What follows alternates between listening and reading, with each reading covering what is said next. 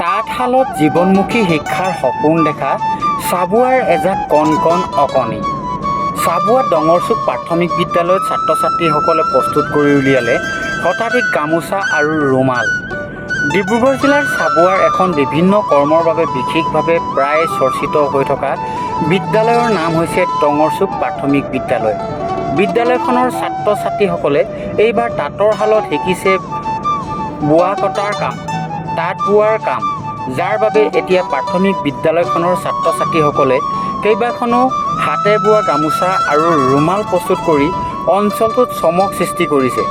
কণ কণ ছাত্ৰ ছাত্ৰীসকলক বিদ্যালয়ৰ প্ৰধান শিক্ষক গুণীন্দ্ৰ গোহাঁই আৰু সহযোগী শিক্ষক শিক্ষয়িত্ৰীসকলৰ উদ্যোগত বিদ্যালয়ে মাতৃগোট আৰু অভিভাৱকসকলে তাঁতশালত বোৱা কটাৰ কাম কেনেদৰে কৰে আৰু তাঁতশালৰ সামগ্ৰীসমূহ পৰিচয় কৰাই দিয়াৰ প্ৰশিক্ষণ প্ৰদান কৰি আহিছে। প্ৰায় মাহজোৰা প্ৰশিক্ষণৰ অন্তত আজি বিদ্যালয়ৰ ছাত্ৰ ছাত্ৰীসকলে শতাধিক ৰুমাল আৰু গামোচা তাঁতশালত কাটি উলিয়ায়। উল্লেখ্য যে এই গামোচা ৰুমালসমূহ বিদ্যালয়খনলৈ অহা আলহী অতিথিসকলক সম্ভাষণ জনোৱাৰ কামত ব্যৱহাৰ কৰিব। এই আদৰণীয় পদক্ষেপৰ পিছতে বিদ্যালয়খনৰ ছাত্ৰ ছাত্ৰী শিক্ষক শিক্ষয়িত্ৰীসকলে অঞ্চলটোৰ সকলোৰে প্ৰশংসাই উপচাই পেলাইছে।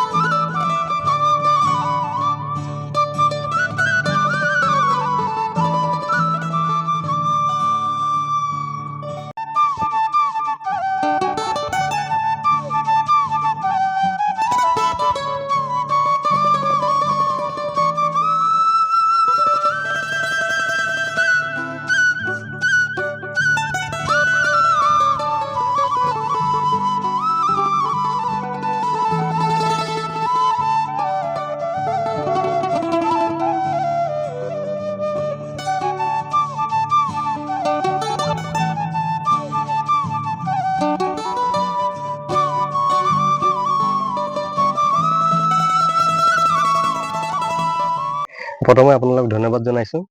আমি আচলতে ডঙৰচুক প্ৰাথমিক বিদ্যালয়ৰ এখন অতি পিছপৰা অঞ্চল। আমি চিন্তা কৰিছোঁ যে এই অঞ্চলৰ ছাত্ৰ ছাত্ৰীসকলক বা এই অঞ্চলৰ আমাৰ যিসকল সমাজ আমাৰ কমিউনিটি ব্যক্তিসকল আছে, তেখেতসকলৰ যোগেদি আমাৰ ছাত্ৰ ছাত্ৰীসকলক সৰ্বাংগীন দিশত কেনেকৈ ধৰণৰ বিকাশত আমি আগুৱাই নিব পাৰোঁ, তাৰেই আজি এটা সৰু আমি ক্ষুদ্ৰ প্ৰয়াস কৰিছিলোঁ। বৃত্তিমূলক আৰু ব্যৱহাৰিক শিক্ষাই আমি এই বয়ন শিল্পৰ ওপৰত গুৰুত্ব দিছিলোঁ। পূৰ্বতে আমি বিভিন্ন কাৰ্য কৰি আছিলোঁ। এইবাৰ ছাত্ৰ ছাত্ৰীসকলক আমাৰ থলুৱাভাৱে উৎপাদিত বা থলুৱাভাৱে আমাৰ কুটীৰ শিল্প যি তাঁত বয়ন শিল্প, ইয়াৰ যোগেদি যাতে আমাৰ ছাত্ৰ ছাত্ৰী প্ৰাথমিক বিদ্যালয়ৰ ছাত্ৰ ছাত্ৰীসকলক এই প্ৰাথমিক জ্ঞানটো যাতে দি যাব পাৰোঁ, তাৰে আমি এটা উদ্দেশ্য লক্ষ্যৰে আগবাঢ়িছিলোঁ। আৰু ইয়াৰ যোগেদি তেখেতসকলে আমাৰ থলুৱাভাৱে যি মটক জনগোষ্ঠী আমাৰ গামোচা আৰু ৰুমাল আদিকে তেখেতসকলক কেনেদৰেনো তাঁতশালৰ লগত জড়িত কাম কাজবোৰ কৰে, সেইখিনি আমি প্ৰাথমিক জ্ঞান ইয়াতে দি দিবলৈ বিচাৰিছিলোঁ। আৰু জীৱনমুখী শিক্ষা হিচাপে আমি তেখেতসকলে যাতে ভৱিষ্যতলৈ এই ধৰণৰ শিক্ষাৰে তেখেতসকলে জড়িত হৈ তেখেতসকলৰ পিতৃ মাতৃ অভিভাৱকৰ লগত জড়িত হৈ যাতে ভৱিষ্যতলৈও তেখেতসকলে যাতে অকল শিকাই নহয়, তেখেতসকলে যাতে আৰ্থিকভাৱেও যাতে স্বচ্ছতা লাভ কৰে, এইখিনিৰ ওপৰত আমি গুৰুত্ব প্ৰদান কৰিছিলোঁ। আৰু এইখিনিত আমি ফলপ্ৰসূ হৈছে বুলি আজি খুবেই আশাবাদী। আৰু এইখিনি ক্ষেত্ৰত সহায় কৰিছে আমাৰ মাতৃগোট, বিদ্যালয় পৰিচালনা সমিতি, আমাৰ অংগনবাদী কৰ্মী বিশেষকৈ নাম ল'ব লাগিব। আৰু আমাৰ মোৰ যিসকল সহকৰ্মী আছে, সহশিক্ষয়িত্ৰী আছে, তেখেতসকলৰ যোগেদি আজি এই কাৰ্যটি কৰা হৈছিল। আৰু ছাত্ৰ ছাত্ৰীসকলক ধন্যবাদ জনাইছোঁ। ছাত্ৰ ছাত্ৰীসকলে ইয়াত এই কাৰ্যটোত জড়িত হৈ খুব আনন্দ লৈছে আৰু তেখেতসকলৰ এটা ভেটি সুদৃঢ় হৈছে বুলি আমাৰ দৃঢ় বিশ্বাস। ধন্যবাদ। আজি মই উদ্বোধক হিচাপে থাকি ছাত্ৰ ছাত্ৰীসকলৰ সৰ্বাংগীন দিশত বা উন্নতিৰ দিশত যেনেধৰণৰ তেওঁলোকে পৰিকল্পনা কৰিছে, সেইটো এটা সুন্দৰ পদক্ষেপ। আৰু এনেধৰণে যদি ভৱিষ্যতেও বিভিন্ন ধৰণৰ যদি ব্যৱস্থা গ্ৰহণ কৰে, শিক্ষাৰ বাহিৰেও খেলা ধূলাৰ জগততে হওক বা বেতৰ পৰা যেনেধৰণৰ বিভিন্ন ধৰণৰ দ্ৰব্য সামগ্ৰী প্ৰস্তুত কৰিব পাৰি, তেনেকুৱা ধৰণৰ যদি প্ৰশিক্ষণ দিয়ে, তেতিয়াহ'লে ভৱিষ্যতে ছাত্ৰ ছাত্ৰীসকলৰ উন্নতি হ'ব।